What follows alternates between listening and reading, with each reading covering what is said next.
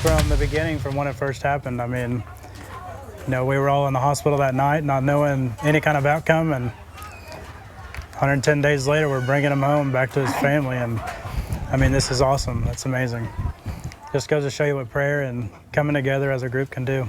After 110 days in the hospital recovering, 19-year-old Cage Stidham is back home after a rollover crash that left him fighting for his life. Thanks for joining us tonight. I'm Rick Marinon. Fox 23's Paris Rain is live after visiting the family and shares the message they have for the community. After doctors said he had no chance of making it through, and now to have him home, they say, is an answered prayer.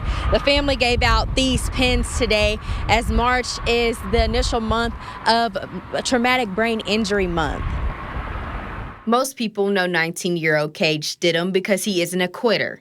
And his family tells me he is strong and a tough young man. Others in the community know him from how hard he has fought to get back home after the crash that nearly took his life back in November. It's amazing from when the doctors told us that he would not make it through the night to if he did, we wouldn't have the same young man back. And we are now working on getting the same young man back. So it's an amazing long trip, but he's winning it.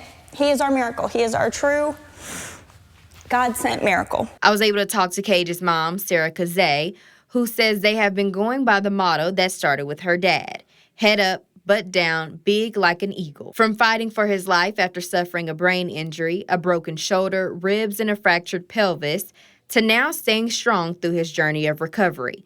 Stidham's family says 200 people showed up to the ER after the crash to support him. I never thought about how many people he's truly touched. And not just in Oklahoma, but across the United States, of people messaging or sending things or checking on him. And it's an amazing feeling to see how much he has changed people, how much he has made an impact on other people's lives. Even members of the Wagoner County Emergency Management team, where he is the youngest volunteer, showed up to be there for him through his journey. From the beginning, from when it first happened, I mean, we were all in the hospital that night, not knowing any kind of outcome, and 110 days later, we're bringing him home back to his family, and I mean, this is awesome. That's amazing. Just goes to show you what prayer and coming together as a group can do. Cage says if he could say one thing to his family after all that's happened, he would say this: thank you to everyone that's prayed and helped. Meanwhile, his mom says this is the most important thing everyone should know. Always make sure you have your seatbelt on, no matter where you're headed. Make sure you know where your family is, because we knew where he was going. We knew what road he would be traveling.